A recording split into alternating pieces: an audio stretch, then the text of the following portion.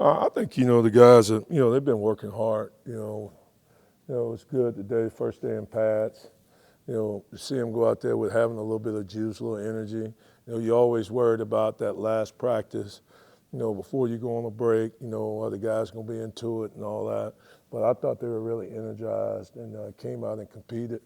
Obviously we've got to go up there and watch film. And I know there's going to be some good, some bad, and some indifferent. But, I do think the guys are working hard and they're trying to improve and trying to take the game to the next level, which we got a long ways to go.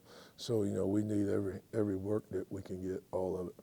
Lost a lot of guys at defensive tackle, seniors who have been here for a while. What's it been like that transition this spring so far with obviously Eason still there, but, Moy and some of those others stepping up? Well, obviously, it's their turn. This is their team, and their watch. What are they willing to accept? What are they going to let happen on their watch?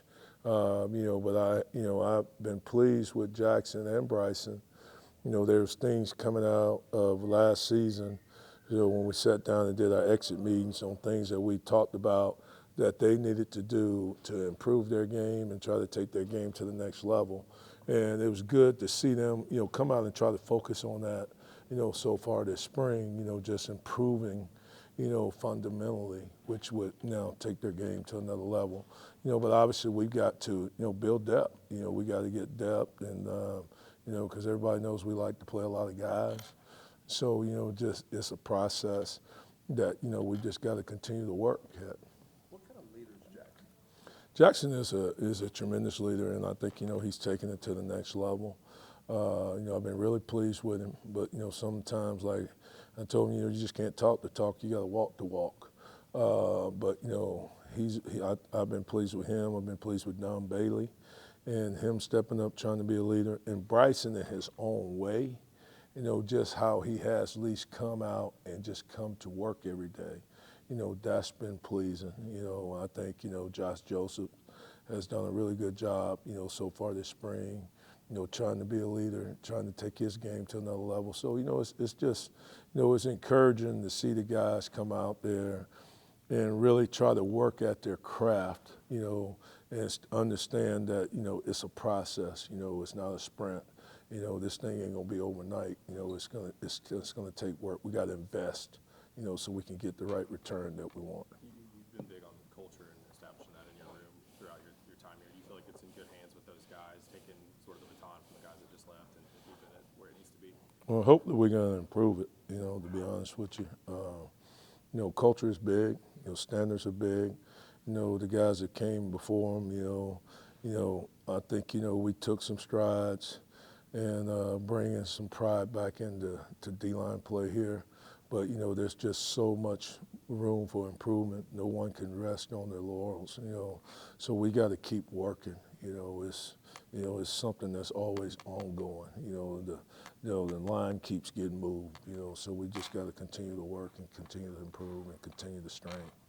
With how much you guys did rotate guys on the defensive line, how have you seen it, or how do you hope it makes the transition seamless without having guys like Omar, and Elijah? I really don't understand the question, but we got to develop more guys so we continue that tradition.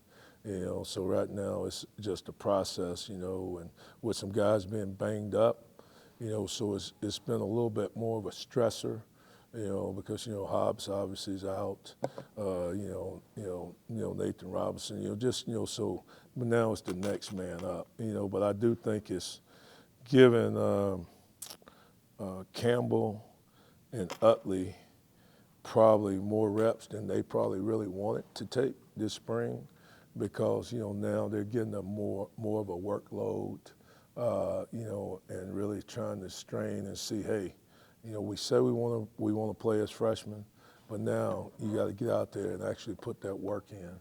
And like I said, you can't talk your way on the field. And I always tell them, if I could spray paint you great, I would, but that ain't the way it works. We have to put in that work. It don't work like that. So it's a growing process. I think the guys would probably be better to answer those questions for you than I am. But they're working, they're being pushed, and like I told them, they've just got to get comfortable being uncomfortable. And that is my job as a coach, to put them in uncomfortable situations and get them comfortable being there so now we can get the good stuff to come out.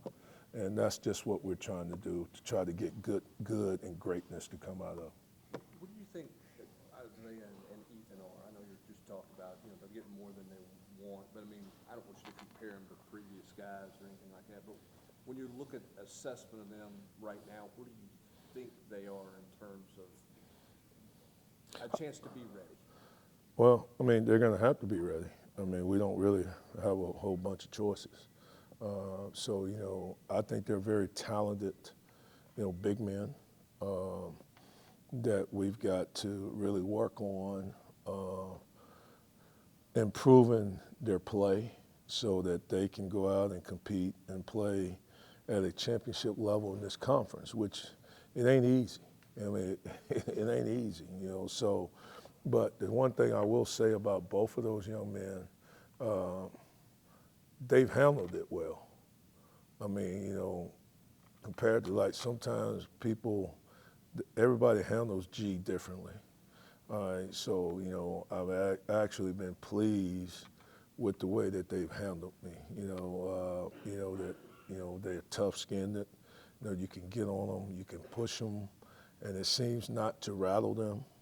So with that being said, I'm encouraged that we're going to get there.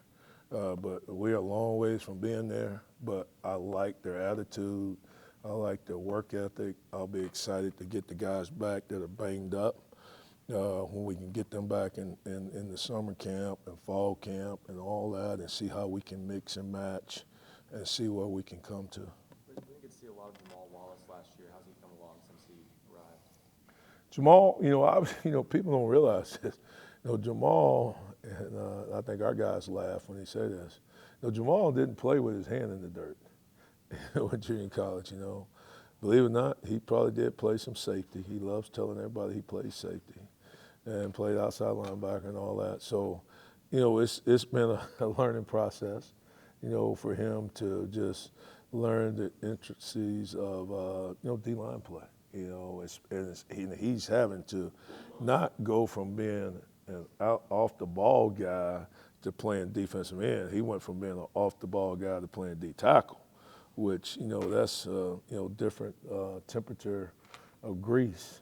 So it's been a learning curve, for him. But same thing, they're good young men. And that's the thing. I think they're eager. They want to learn. But it's just a process that we've got to go through, and we've got to grow every day. They've got to grow as players.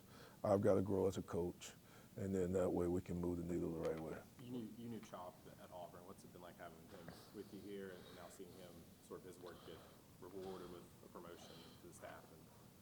Obviously, you always like seeing guys, get their opportunity and all that. He's a guy that, he worked with me at Auburn. Came here, with me. He's worked his way up, and it's just good to see people get rewarded and all that, and just get that opportunity. What goes into his hard work? How would you sort of describe him as a worker, as a recruiter? Oh yeah, he does a great job with it, man. He's relentless. He does a great job of building the relationships, and he works at it. He builds trust and all that, and adds value, in a thing that's sort of getting lost in today's new age of different way of recruiting. But he does, just a great job of building those relationships, building that trust, and having us an opportunity to have a chance, to close on guys at the end. What's the next step for a guy like Tyree Weathersby? He was coming along, freshman year got hurt. What's the next step for him? Man, we need for him to make tremendous strides, and I do feel like Weathersby and Gentle both have had 4 real good days of practice, and we need for both of those young men to come on and be able to give us real quality depth there. Weathersby's probably one of the more heavy-handed kids that we have in the program. When he puts his hands on people, he can move people and he shock them and move them. So just to see him gain confidence, continue to improve his play, because you got to understand the program that he came from, they didn't win a game. So this is really, a lot of it's been really new for him, just learning some of the nuances of the play and the fundamentals and the technique and all those things. But he's a guy, same thing. Both of those young men, man, they just want give me more, give me more. They want to be sponges. They want to be coached. And it's good having a guy like Don Bailey that's been through the wars and paid his, paid his dues, to be able to take those guys and help bring them on. So, I'm encouraged by both of those kids, young men. For Bryson Easton, a guy who's going on his 6th year of being in this program, just when it comes to spring practice, what is it that you really want to see from an experienced guy like him? Well, obviously Bryson is very talented. I mean, we've always talked about that. Every year I've been here, he's one of the more gifted kids, that we have. But just seeing him being, I guess, more attentive, to doing the little things right.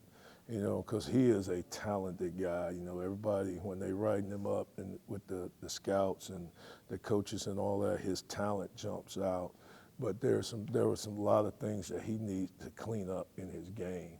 And for him to come out and at least be focused on fixing certain things that we've talked about, that's been encouraging. To me, that's showing that he's maturing, and that's showing that he's growing. As a man, that he's taking that serious.